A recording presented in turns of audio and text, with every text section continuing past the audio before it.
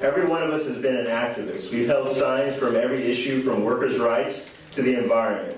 All the energy that's been put into those actions has been like a mist that's stretched the breadth of Florida. But if we focus that mist into a concentrated stream, it can punch through mountains.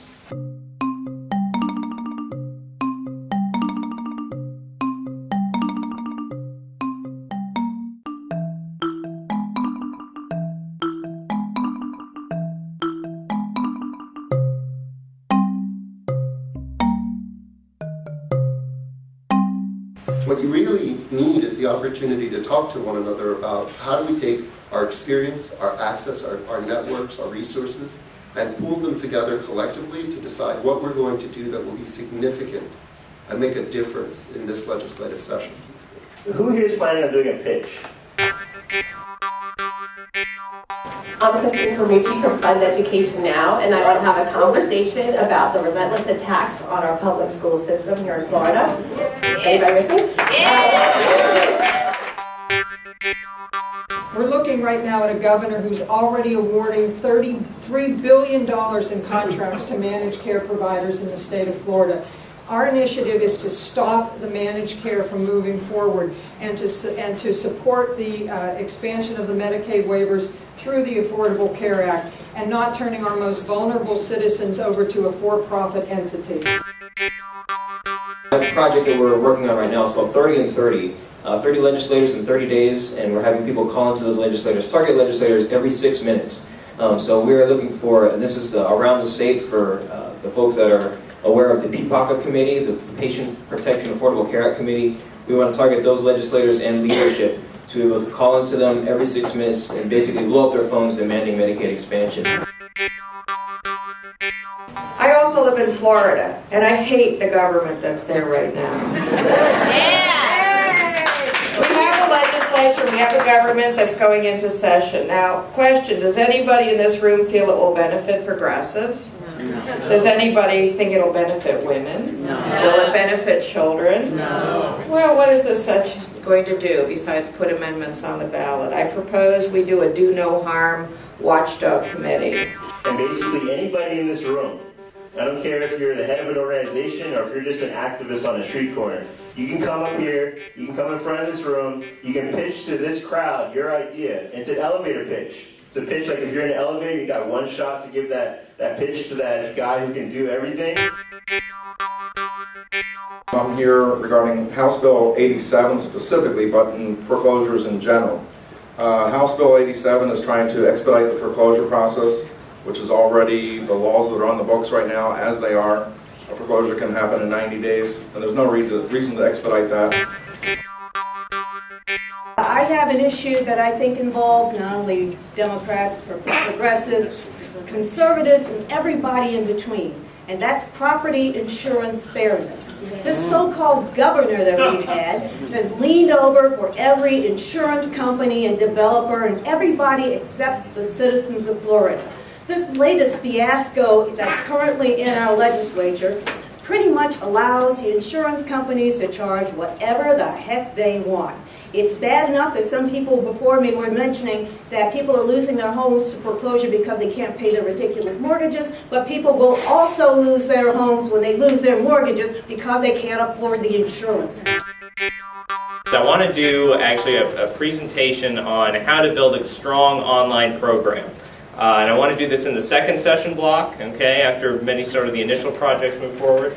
The reason why is as you all are developing your projects, whether you have a small email list or you have a full-blown website or just a Facebook page, you need to know how to use that in order to advance your project's goals. A year and a half ago, I was asked to do something very difficult, to remove extremism from politics and to unseat Alan West. And guess what? We did that. There are 500,000 more Democratic voters in Florida than Republicans. 500,000. Yeah. So my project is I want to turn Florida progressive within 6 years. I want to find, I want to train, and I want to support progressive leaders locally, at a state level, and our congressmen. Right now we have 100 people. This 100 people, if it decides to do anything about anything, can make all the difference in the world. We are the sunshine state. There is no reason why we don't have solar panels and reflective barriers in every home. Now, in Marion County, our sheriff has done a great job. In Polk County, Sheriff Grady, and I want to talk to Brett about this too, is actually currently under lawsuit by the NAACP and the Southern Poverty Law Center. They're charging basically child abuse because of use of chemical and electronic restraints. And we want to do something about it. I would like to do something about our elections. My idea is to get one person in every county to form a team, a group, to meet with their supervisor of elections and let them know exactly how the citizens feel and what they can do to correct the situation. I know it's in the legislature and they have to do it too, but a lot of our problems in Marion County were directly the supervisor of elections only renting a church to the 100-foot line, which left no place for us to gather to approach voters as they walked into the precinct. I risked getting arrested. I was going to, but the cop wouldn't do it. He said, I can't. In my heart, I can't do it. So what I want to propose is what I call a contract with the future. Because that's what Bright Futures is. It's a contract, it's a promise to Florida that if I do my part, then they'll do theirs. If I look after my education, they'll allow me to advance to the highest level I can achieve.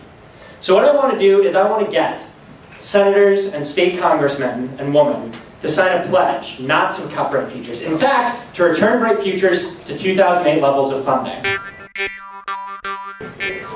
I would like to see legislation to require companies with greater than or equal to 50 employees to offer full insurance coverage for all their employees that are working 30 or more hours a week. But really at the heart of this, what we're encouraging is that every single person in the room be understood to be absolutely critical to the success of this. And by asking them to contribute and making sure that everyone contributes, you're creating ownership, you're creating team, you're creating solidarity. How many people in this room eat? If you eat, whether you're aware of it or not, every single day of your life, you're intimately connected to a farm worker who's in the fields every day harvesting the food that we buy at our grocery stores or in our restaurants. And to do that, farm workers are exposed to some of the most toxic chemicals, pesticides in the fields. They suffer birth defects, they suffer chronic health problems, and yet they are invisible. What we need to do is we need to find a way to protect farm workers from pesticide exposure, and we need to get them out of the shadows. I don't think the state of Florida knows who you are. I don't think the state of Florida knows how wonderful you are and how committed you are to our society. One of the things I want to suggest is, under the rubric of the Progressive Coalition, we adopt a library. Every one of you has a community, every one of you has a community library, and if we are known as the people who support libraries, my goodness, my friends, that will burnish how we see. And I think the biggest impediment to progressive legislative success is gerrymandering. And the only way we're going to be able to change this is if the state adopts an independent, nonpartisan commission to handle and direct redistricting every 10 years. The bottom line is we need to hold our accountants, our electeds accountable. If we put up a series of very easy to navigate websites showing the vote that they take on every single vote in the House, in the Senate. Red is no, green is yes, black and white can be they didn't vote, they were absent.